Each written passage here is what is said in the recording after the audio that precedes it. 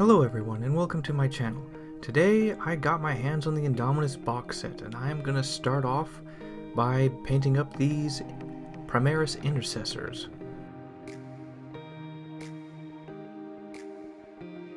We start off with the basic builds, and I'm noticing that these models are kind of a push to fit type, so customization will be a little hard, but I have an idea for customizing this model pretty well.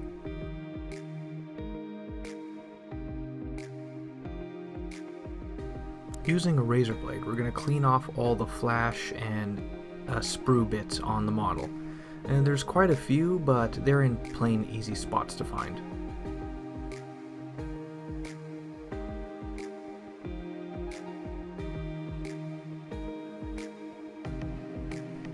I'm going to use super glue to attach them together. I use the super glue simply because the super glue comes with a little brush, which makes for very accurate pouring and application.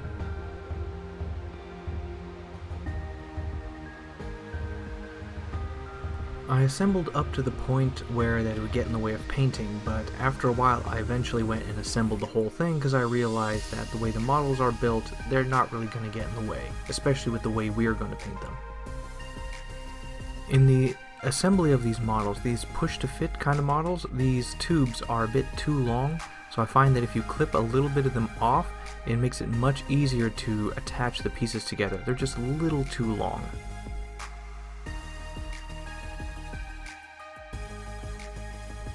And now with Liquitex Flexible Modeling Paste, what we're going to do is we're going to alter the models a little bit. Now, if anyone's watched this little fan movie called Astartes, I don't know if anyone's ever heard of it, but essentially if you take a close look, the Space Marine armor is basically made out of ceramitite, which isn't perfectly smooth, and these models are. So what we're going to do is we're going to take this Liquitex and we're going to brush on a very thin amount of modeling paste onto the details, or onto all the armor basically, not the joints, the open parts, or the flesh or stuff like that. And what this is going to do is going to create a textured feel to it and make it look like ceramitite. And we're going to also take a razor blade and make sure to clean out if it floods any of the recesses or stuff that we don't want it to get into. And we're going to do this to all the models, arms, limbs, and everything else. Basically, wherever there's ceramitite, there's this. And now using our thumbs, we're going to sand the entire model. Wherever the modeling putty is placed, we're going to rub it over with our fingers. And this is going to smooth it out a lot. It's not going to flatten it because the modeling paste is now dry by this time and hardened. So this is just going to make it overall smooth, well, much smoother. There'll still be texture, but it's going to be smooth. And now for priming. We're just going to take some tape and we're going to place it onto the back of an old Games Workshop box, and then we're going to place the models one side up on this. For primer, we're going to use Bright Touch General Purpose Gray Car Primer. I just like it. It sticks to the models really well, and it's thin enough, and it does good on one coat. So we're going to prime all the models with this car primer. Once they are done, we just take them off and apply them again on the other side and prime that side.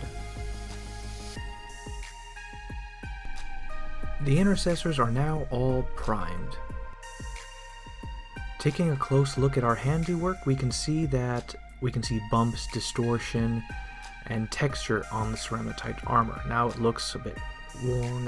It looks like the best images of ceramitite that I've seen.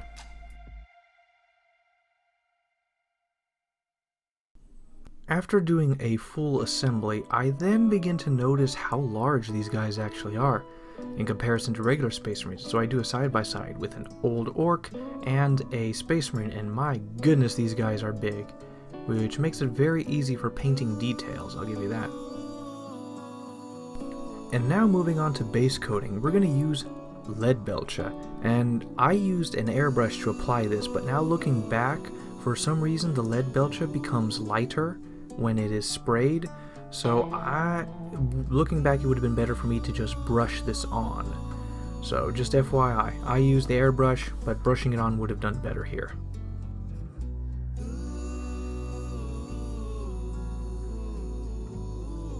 Then using Iron Breaker, we're then going to spray it from like a 45-degree angle upwards, and we want to basically highlight the models with this lighter metal.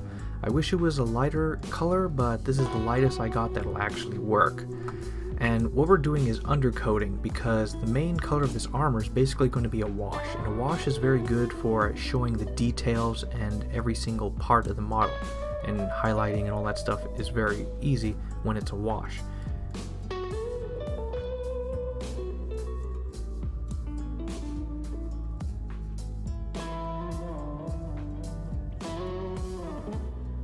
And here is our wash. We're going to take Abaddon Black and Nuln Oil in a 1-to-1 or a little bit more Abaddon Black than Nuln Oil. We want it to be very thick and dark, but we still wanted to retain its shade kind of texture. We will also apply a little bit of water to make it runny, and we're going to apply this all over the model, all over the metal, except for the Sergeant helmet and his flesh. And it takes a little bit to get it to the right, but basically we want it just to be like pure black, but not completely pure black, a little bit translucent so some shows through.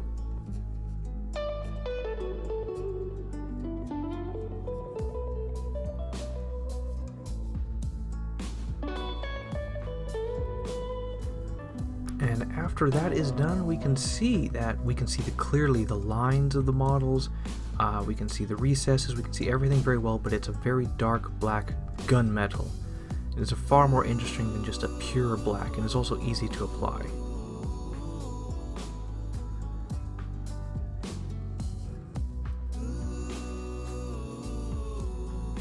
After that has dried, we're going to go back with some Iron Breaker, and we're just going to dry brush on all the edges and the upper raised areas. Now, we don't want to get it everywhere, we just wanted to get it on the edges, so you want to angle your brush just right and get to the upper raised areas all throughout the model. And then we're just going to touch up the metal details with Iron Breaker again.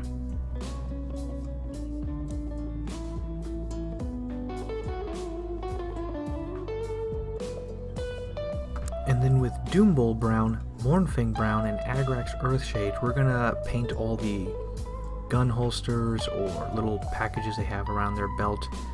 So how we're gonna do it is we're gonna start off with a Mournfang Brown on the square-shaped gear, and then once that is done, we're gonna go and cover it with Agrax Earthshade.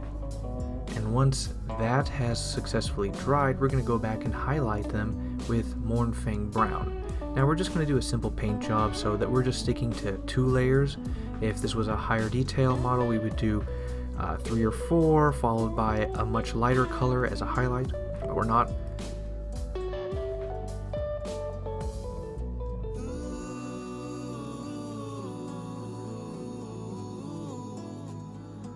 And then once that is done, we're going to go take Doombull Brown and we're going to paint the circular canisters that they hold. And then we're going to do the same thing, Agrax Earthshade on them, and then highlight them again with Doombull Brown. We're just doing something basic.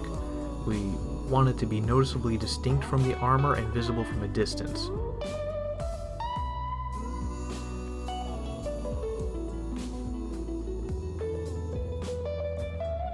And while we're at it with the Agrax Earthshade, we're also going to paint the exhaust ports on the backpacks with Agrax Earthshade, just to add like some stain or wear onto the ports.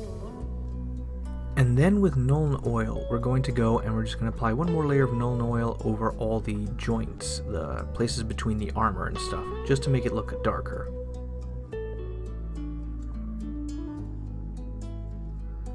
And then with Rhinox Hide, we're going to paint the belt. Now, looking back, I probably should have done this step before doing the canisters and the gun holsters and stuff like that, because those were in the way, so they made this a little challenging.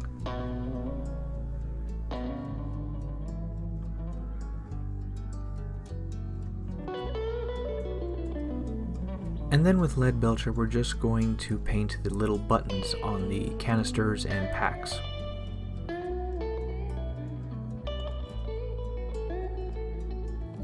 And with Mephiston Red, Lead Belcher, and Agrax Earthshade, we're going to paint the chainswords and the pistols, heavy pistols.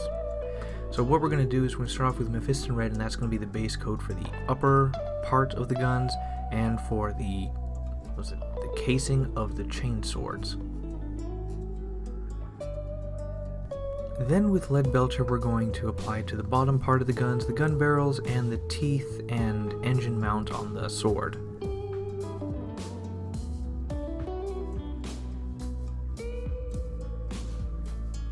We will then use Agrax Earthshade to coat the guns and the chain swords. This is going to be a simple base layer of paint just to add depth to it.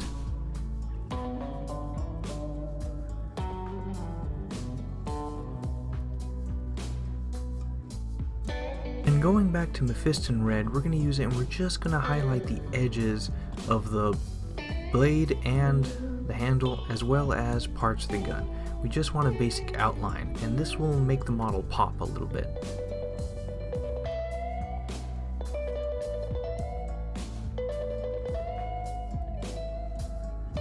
Now moving on to the bases, I'm going to go back to the Liquitex modeling putty, and I'm going to take their bases, I'm going to coat the bases with a layer of Liquitex modeling putty all around it.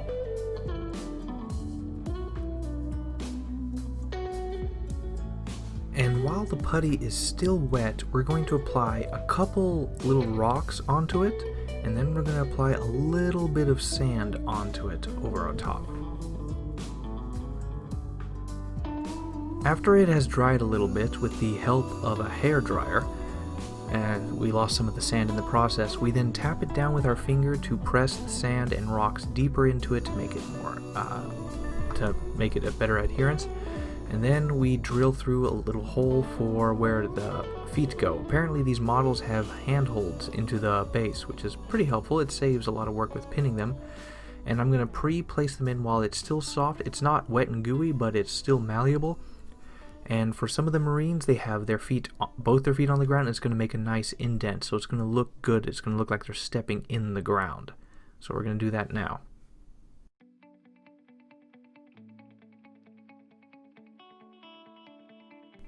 After waiting overnight for it to completely harden and dry, I then make sure I do not ruin the order of which Marine has which base.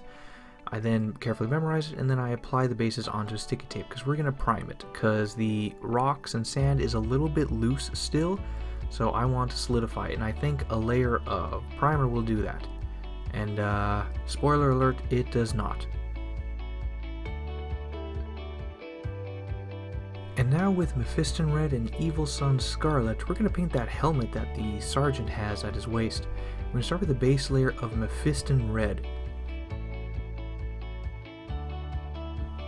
And then we're going to move on to highlight it, a good highlight with Evil Sun Scarlet.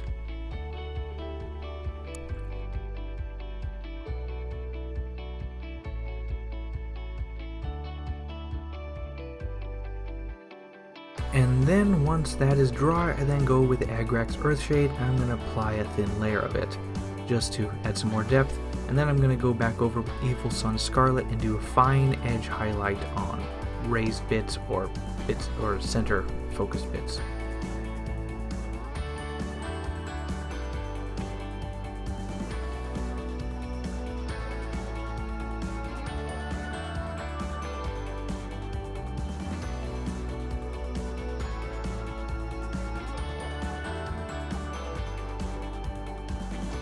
And then when that's done, I'm just going to take some Lead Belcher and apply it on all the metal pieces on that helmet.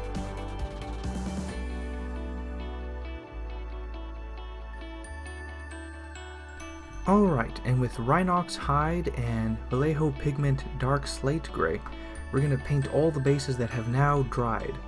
And some of the rocks come off during this process, sadly. So I'm going to take the Rhinox Hide and I'm going to apply it all over. And lose a few rocks.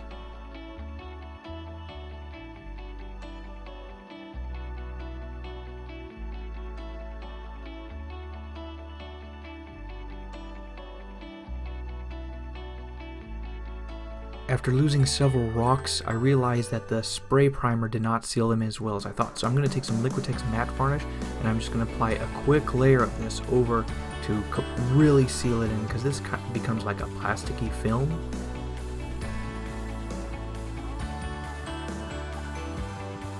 Now we're going to take that dark slate pigment powder, mix it up with water till it gets to the consistency that we want or like.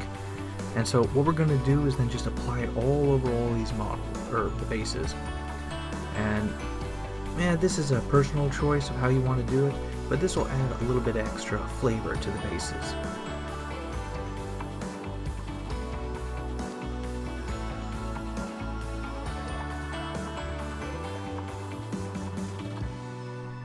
Then taking a 1-to-1 mix of Nuln oil and water, we're then going to airbrush the undersides of the models with this. Now this is going to darken and add more shadows to the armor and the metal, and as well as the gear and the weapons and stuff. So this is a way to create some artificial shadow.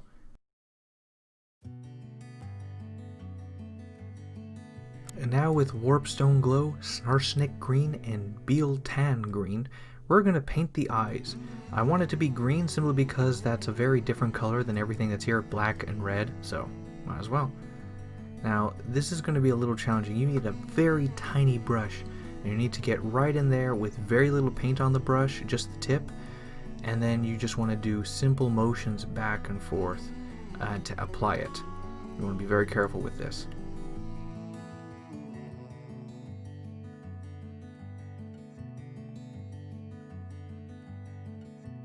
Now I'm not going to speed up this, I want you to see the actual speed of what's going to happen. So what happens is you angle the model just right to align with the brush, and you slowly get it in there and you carefully apply it. And you do simple brush strokes, very tiny, very minute.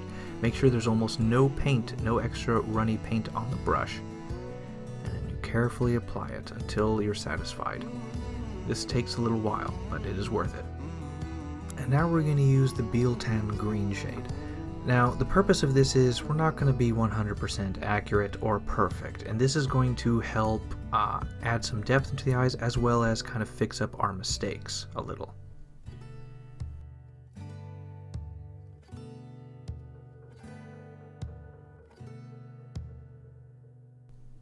And then with Snarsnik Green, we're just going to apply a little dot. Just imagine where some eyes could be and just apply a little dot. You just want to bring it in there and tap, tap, tap, tap, and then you're done.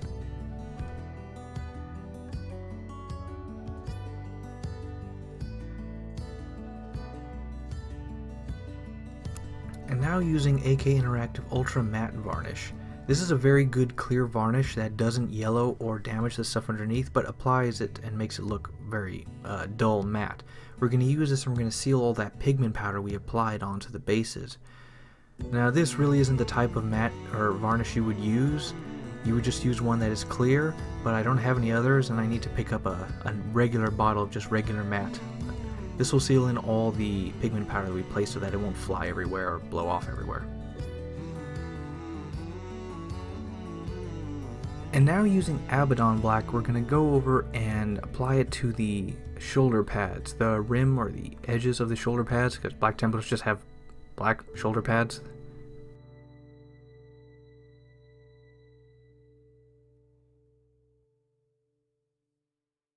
I then use super glue and then I attach the bases to the models now. And now with Pallid Witch Flesh and then White Scar, we're going to paint the shoulder pads white. Now this is actually a mistake. I should have gone with Ulthuan Grey because that is a good strong color that can cover up black in one coat, and then I could have just applied the White Scar on top. But because I did it this way, I basically had to repaint these shoulder pads like 3 or 4 times total. Pallid Witch Flesh I thought would be good enough of a base coat, but it was not. So just FYI.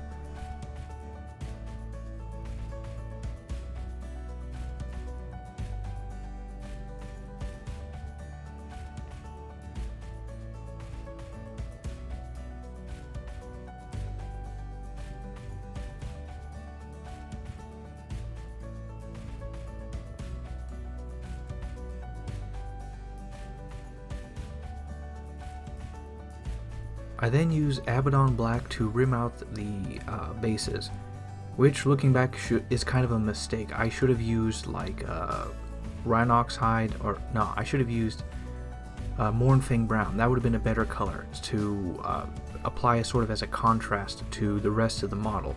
And the black just goes smooth with it, so I should have gone with Mournfang Brown.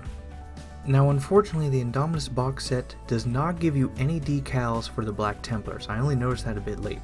So I went back and I took out some transfer sheets from models that I painted like 5 or 6 years ago that happened to have these transfer sheets. Well, it works.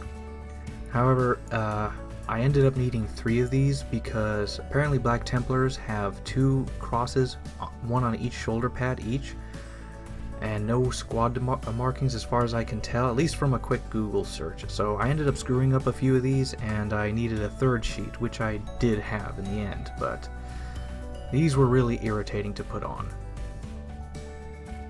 Now watch me as I struggle for a long time to try to get the stupid decal to fit and be properly aligned on the shoulder pad, only to, after almost finally getting it right, to having it rip into pieces, and then I just tear it off, which is kind of why I needed that 3rd sheet.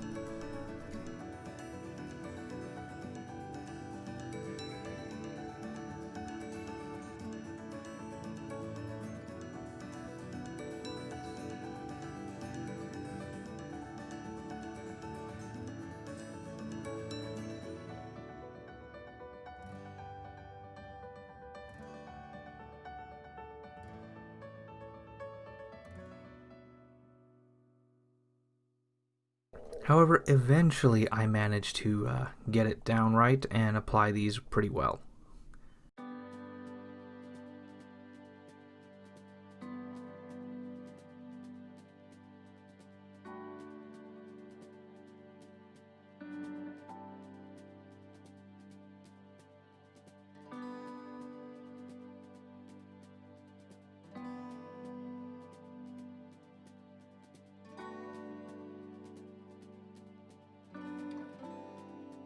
However, there are a few nicks and scrapes here and there, so what I do is I just simply go back over it with some black paint and just paint out the parts that are ripped off or cut off. And it looks pretty good enough.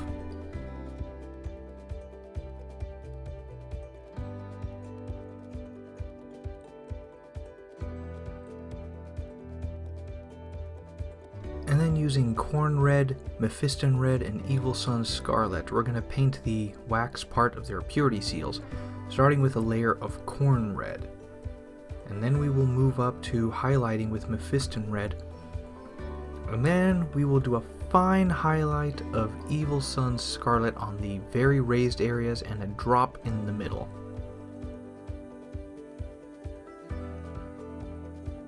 Now with Steel Legion Drab, Baneblade Brown, and Agrax Earthshade, we're going to paint the paper on the purity seals. We're going to start off with Steel Legion Drab, and then we're going to highlight the raised areas with Baneblade Brown. We want the recesses to still be visibly Steel Legion Drab. And then once that is done, we're going to take some Agrax Earthshade and just apply a simple layer on it. And then when that dries, we will do a fine highlight again with Baneblade Brown. This is pretty good for paper and for skulls.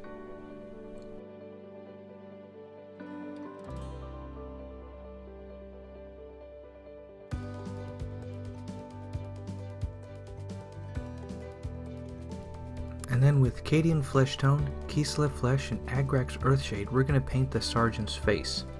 Now we're going to start with a layer of Cadian Flesh Tone.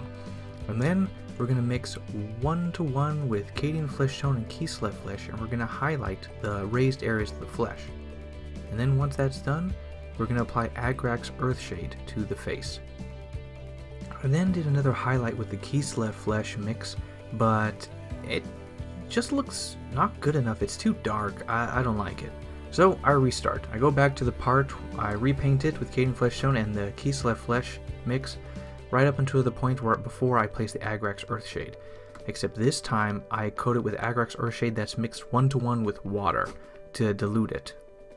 After that is dried, I then apply again a mix of 1-to-1 Kislev Flesh and Cadian Flesh Tone on the raised areas, and it's better. The shadows is not too overpowering or comical, so it looks good.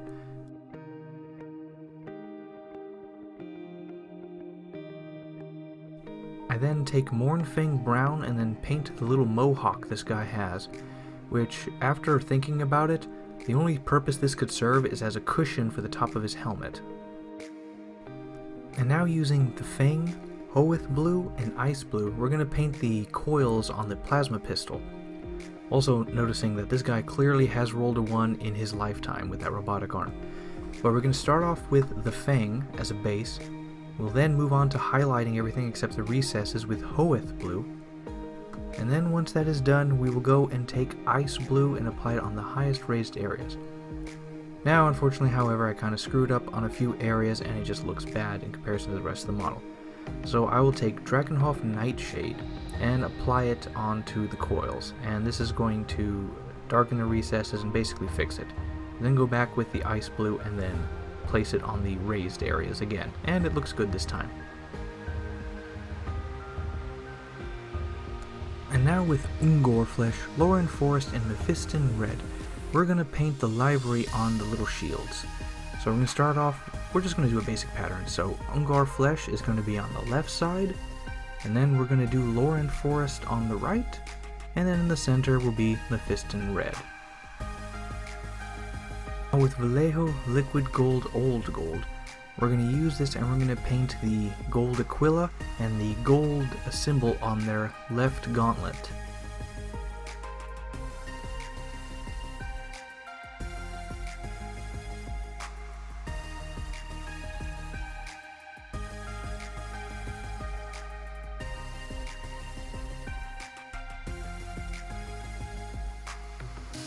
And with this, we are done. Now, this is basically where I give my final thoughts on it. Now, I chose Black Templar for one reason and one reason only. I hate black armor. Every time I see it done, it just sucks. Like, it's plain, it's boring, it's just not interesting. And so I chose them because I had a better idea of doing black armor. So their armor is black, it is textured, which makes it look more interesting, and you can see highlights, all the details and all that stuff easy.